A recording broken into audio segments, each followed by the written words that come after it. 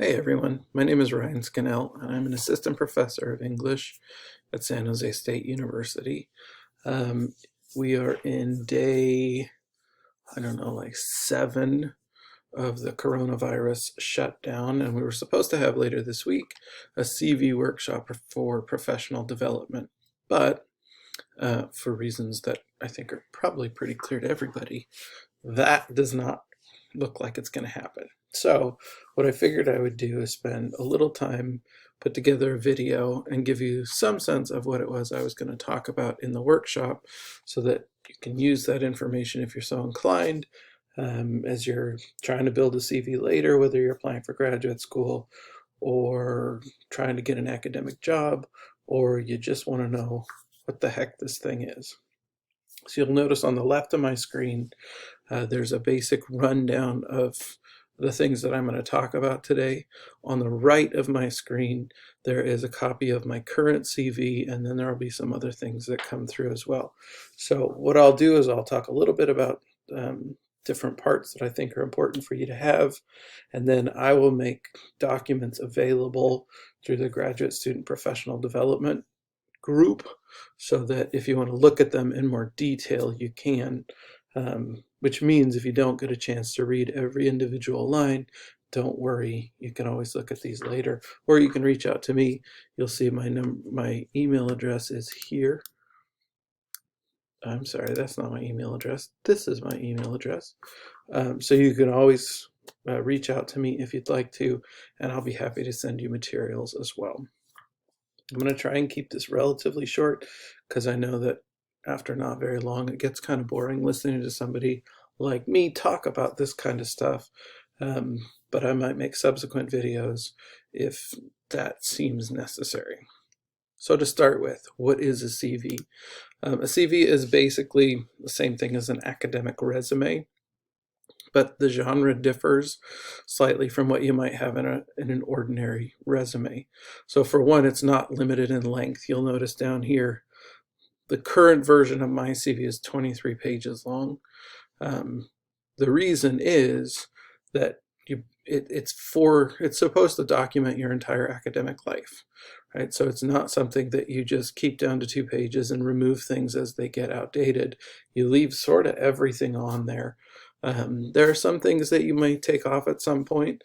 So for example, on one of the versions I'll show you later, as a graduate student, I had classes that I took listed on my CV because I used those to demonstrate that I had taken a series of classes and learned a series of things to show that I was a good applicant for PhD programs in particular. But now that I'm several years into my career, it's not really necessary for me to show that I took a certain number of classes or certain kinds of classes, so those are gone.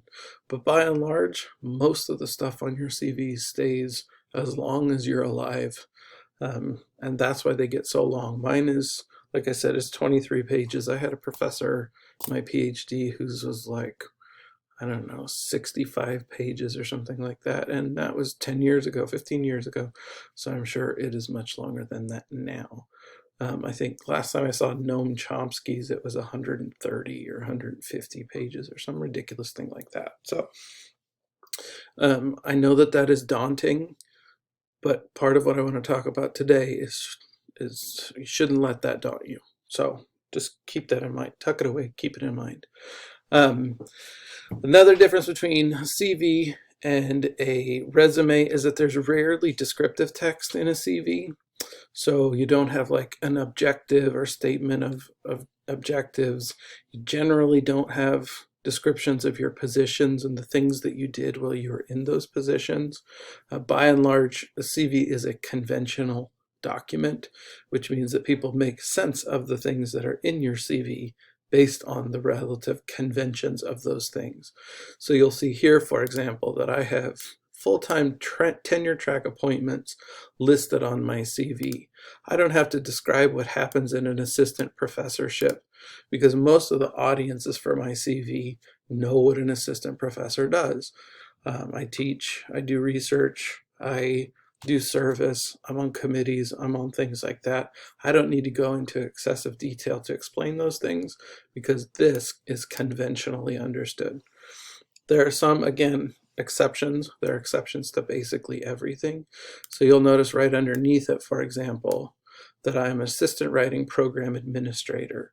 And I do write down here what my major responsibilities are, because a lot of people know what a writing program administrator is, but not everybody, certainly not everybody in an academic outside of an English department knows what that is. So I have some pretty limited description here. So I would expect audiences mostly to know what this is. I would not expect audiences necessarily to know what this is, and that's really the distinction. The other thing that you'll notice over here is there are conventions for CVs, but there are not hard and fast rules, right? So I've seen, I'll talk a little bit about order in a few minutes, where you put things. I'm going to make some recommendations. I'm going to make some suggestions based on a lot of what I've seen, but I've seen other people do other things other ways. So part of the decision-making process is, what do you expect audiences to get out of the CV that you're sending them? So you're going to have to think hard about what you are trying to communicate by making certain decisions. Do you put academic appointments first, or do you put education first? Well, it kind of depends. If you put education first, then it gets it out of the way. It demonstrates that you have the basic qualifications. I have a PhD, an MA, and a BA. But people don't really need to like hang out with that information. All they need to see is that it's there, and then I can move on. Then they can move on, sorry. So that's my decision making on that. Academic appointments might require a little bit more attention because they'll have to see the different positions that I've held in the different places. Whereas this is it's disposed of pretty quickly, that information. All right, so a CV, like I said, it's translates to the course of your life. It's a documentation of your entire professional career as an academic. The ways that it get used, I put here, all the ones that I could think about. So oftentimes you use them to apply for things. You're applying for graduate school, you're applying for jobs, you're applying for research and administrative positions. If you are submitting grant proposals, they often ask for CVs, or doing consulting. A lot of times when you submit research or scholarship, so for example, I recently sent off a book chapter for review that's going to go into an anthology, and they asked for a copy of my short CV, right? So this CV here, I said, is 23 pages. Almost never do I send out the full CV. Almost always when people ask for a CV, what they ask for is a 5-page version, or a 2-page version, or a version relevant to the work that you're trying to do. So this is really, in a lot of ways, it's a memory document. It allows me to look at it and say, okay, so if I'm applying for a grant, then they're going to want to know about things that I've published, research that I've done, other grants that I've received.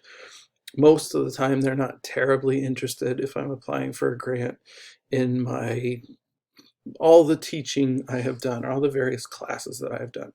So I might pare that significantly back and leave in the other stuff. So really what the CV does is it allows you to compile in one place all of the stuff that you've done, so that when you need to pick and choose and cut parts out of it to submit separately, you've got it all there. I'm going to make a quick plug here. In addition to having my CV, which is this 23-page document, I have a second CV, which is much shorter, not because it's not equally as long in reality, called a CV of failures. I started keeping this fairly recently, just maybe 2 years ago. I started trying to put it together from memory, which is why it's so short. Not because it actually documents all the times that I have been rejected, or all the times that I have failed, just because it also is a document that records the failures of my memory. One of the things that it's easy to forget as an academic is when something doesn't work. You send something out for publication, or you apply for a job or something like that. It's easy to forget all the work and all the time and all the accomplishment that actually goes into that thing, even if it turns out to be a failure. So I started keeping a CV of failures because it's actually a really fascinating process to try and think back of all the work and all the accomplishments I've had that didn't pan out. And you'll notice there's a fair number just in my memory of things that I have not had be successful. If I had started documenting earlier, or had a better system for figuring out what those things were, this would be a much longer document. But it's useful, I think, for me at least, to have a sense of all the things that have gone into my career, even when they didn't result in the ways that I wanted them to. So it might be worth keeping one of those too. I'm never sending this to anybody. It's really just a document for me, again, as a memory document to see all the things that I've done. All right, so the other things that your CV does as you're applying for jobs, you're applying for graduate school in particular, is that your CV is a thing that you can refer to. So the letters of application, for example, point to your CV. Your letters can explain some of the items in more detail, right? So if you taught, for example, in this version of my CV, this is the version of my CV that I sent out when I was applying to PhD programs. I have in here the titles of classes that I've taught. I don't have those in my longer version. They have now disappeared. And I just list the title. So if I'm writing a letter with my current version, I might refer to my CV and say, I taught English 259 Seminar in Composition Studies, which was about this, that, or the other. And I would use that as a way to document whatever it is I was trying to document in my application. Briefly, to come back to this one, this, again, as I said, this is the version that I sent when I was applying for PhD programs. You'll notice it's 4 pages, not 24 pages. Earlier I said I would encourage you not to be too concerned about the fact that Noam Chomsky has a 150-page document, and you probably don't. I don't either, for what it's worth. But I know that it can be daunting to see academics who have been in the field for a long time, to see their CVs because they are so long. In large part, that's because we are so old. You grow your CV as you work in the field. It just happens. I think oftentimes people who don't have longer CVs, faculty who have been around for a long time who don't have long CVs for no reason other than the fact that they just haven't written them down. CVs have become indispensable in an academic career. They were not always indispensable in an academic career. So in some cases, people have much, much, much richer professional histories than show up in their CV. Since you are at the beginning of your academic career, I would encourage you to start writing things down now. You'll notice, for example, in my long CV, I have things in red. The things that I have in red are things that are potentially in the future, coming up soon, that maybe they've been accepted, but I haven't given them yet. So for example, this roundtable was accepted for a conference I was supposed to go to next week. Now it's been canceled because of the coronavirus. So I won't actually give that, which means that I probably shouldn't list it on my CV unless I have some sort of explanation for it. These ones right above it haven't happened yet. The conference is still being decided on. So I put that in red so that I can keep track of what I'm supposed to be doing. I have works in progress, things that I think I'm going to turn into journal articles or books or whatever. but that I don't know yet. So really the red is for me to keep track of things, so that when they change or when they update or when they don't happen, I know what I need to go back to and fix. All this to say, as you're thinking about building a CV, it's probably a good practice to get in the habit now of putting things on a CV so that you can keep track of the things that you're doing, the things that you've done, the things that are accomplished, the things that are still in process. And you can begin to document your professional life now so that later on when you're applying to PhD programs or you're applying for jobs or you're applying for grants or whatever else you need a CV for, you have as thorough and as comprehensive one as possible so that you can make some good decisions about it. I don't recall if there's anything else in this one that I think you need to see. Most of this I'll cover in slightly more detail when I talk in just a minute about organizing a CV. Before I get to that, however, I do want to come down here and just cover some quick points. So I said earlier, I rarely submit my full CV. I often submit parts of it. You can add and subtract detail as necessary to your CV. It is a living document. So depending on the circumstances, again, if I'm applying for a grant, then I'll put different things in my CV than if I'm applying for a teaching job or if I'm applying for something else. Oftentimes, the different kind, if you're applying for jobs, there are different kinds of jobs: research intensive, teaching intensive.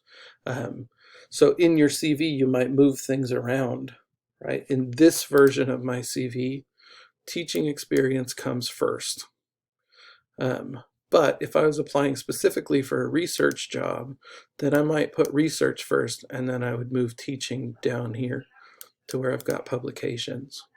If I'm applying for an administrative position, then I would put administrative work above my teaching or above my research. In other words, you should organize it in such a way as it highlights the things that you want highlighted. Another thing worth noticing is that in this document, I've got major headings for the various things.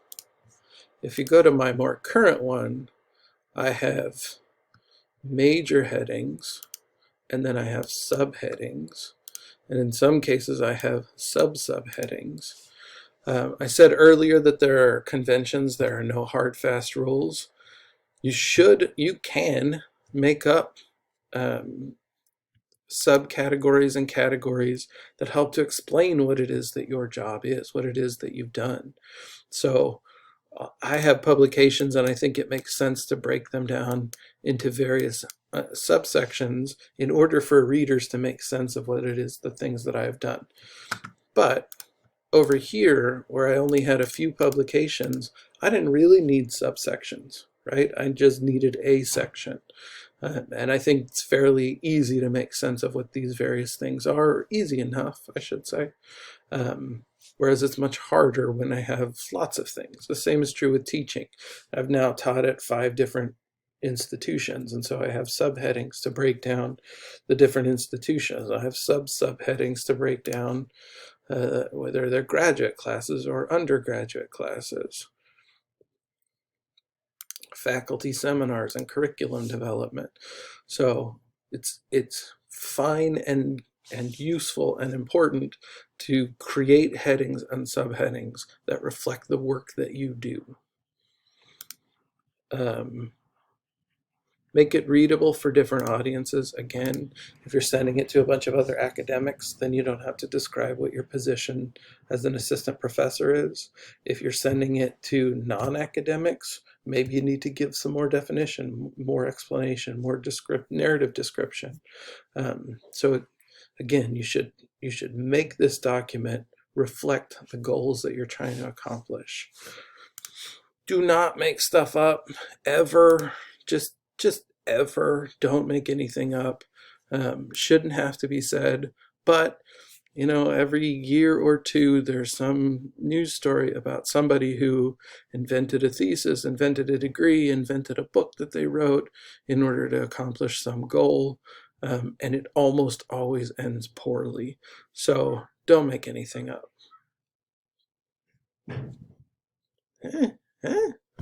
Finally, design.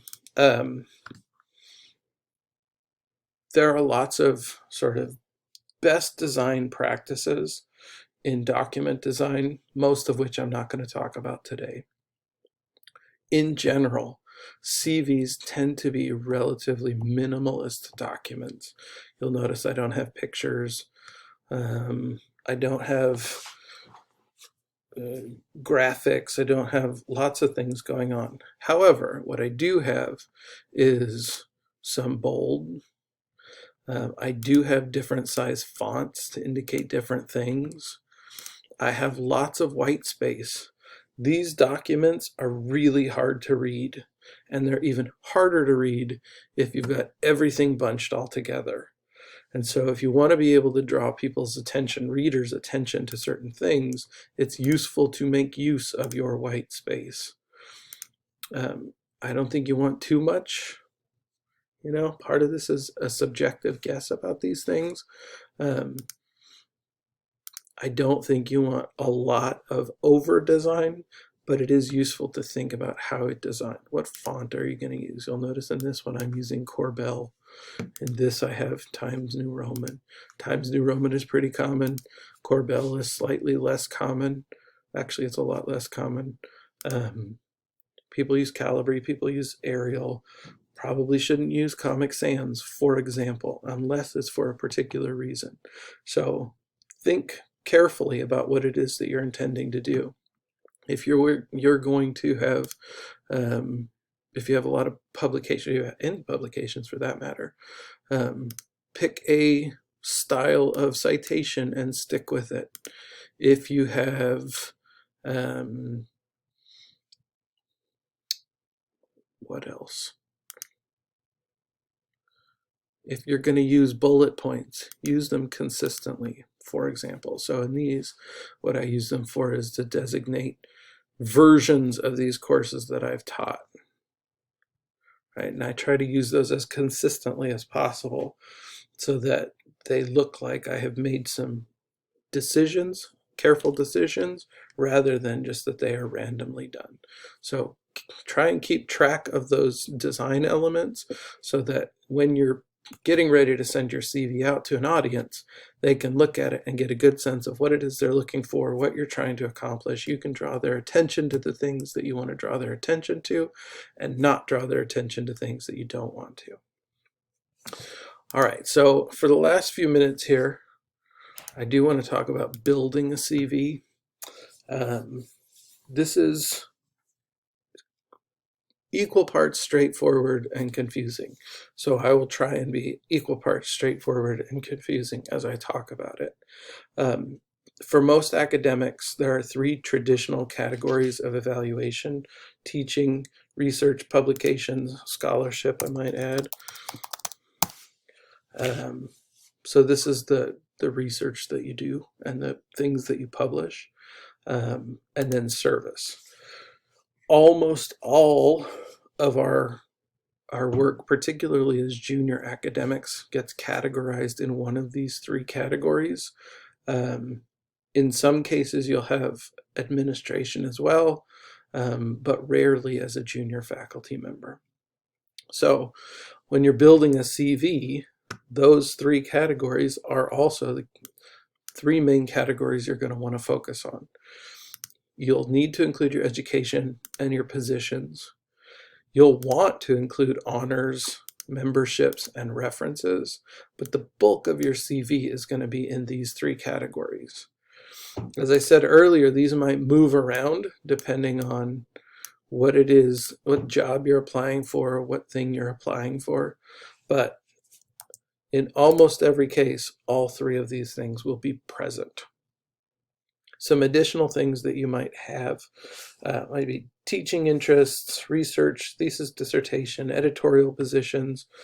So, oh, that's the wrong document. on this one, for example, when I was applying for PhD programs, I described my thesis in just over 100 words. So that when I sent this out to people who were trying to evaluate my application, they had a sense that I knew what I was talking about. Upon rereading, I'm not totally sure I knew what I was talking about. Nevertheless, that's the goal of this, is to give people some sense of what it is that you're talking about. Now, again, I've got a PhD and I'm in a job and I've been here for a while. I don't still have the description of my thesis or of my dissertation on my CV. But at the time when I was trying to apply for PhD programs and show PhDs that I knew what I was talking about, that's why I have that there. You might have professional development and, again, courses taken. These things, actually editorial positions and grants and fellowships, once you have them, they'll stay on your CV, but you may never have them. So if, in fact, any of these, if you don't have them, any of these, if you don't have them, you don't have to have them, right? They're not requirements. Once you have them, you put them on your CV and they generally stay there. The case is not the same with these, or with these. Teaching interest, research interest, thesis, dissertation, professional development, courses taken, those may come off at some point once they're no longer useful for you, but there are other common things that people put on their CVs.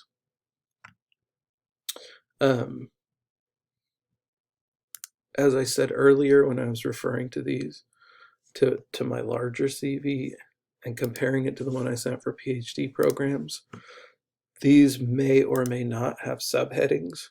So for example, I have presentations here, and now several years into my career, I have conference papers and keynotes and invited talks and invited panelists. You may not have those to begin with, and that's okay. You can start to build in subheadings if you need to at some point, but there's no reason that you should feel that you should have them now. Those are the sorts of things that develop over time, that sort of naturally develop over time for most people. So it's fine if you don't have everything now. Part of the reason that I pointed these out is that almost all the things, if you look at my long CV, almost all the things in it, nevertheless, still fall into these three categories. With a few exceptions, I've got education and positions, and then mine is actually organized this way for a variety of reasons. No, there. So I've got research before teaching, but teaching before all the other sort of less significant forms of research than publications. But again, almost all of my CV is still organized around these three traditional categories. And then there are subheadings within each one of them to say, here's this kind of research, here's this version of teaching, or whatever they are. So if you keep in mind what these three things, these three major categories are, then it makes it easier to sort of make some decisions about how you're going to organize your CV. I have been talking for an exceptionally long time, and I'm going to stop now. So if you have questions, if you have concerns, if you just want documents, materials, or anything else, please feel free to reach out to me. This is my email. You can also reach out to the Graduate Professional Development Club, and they can forward on your questions, your queries to me. I will try to make these documents available to you so that you can refer to them at your leisure. Thanks for watching.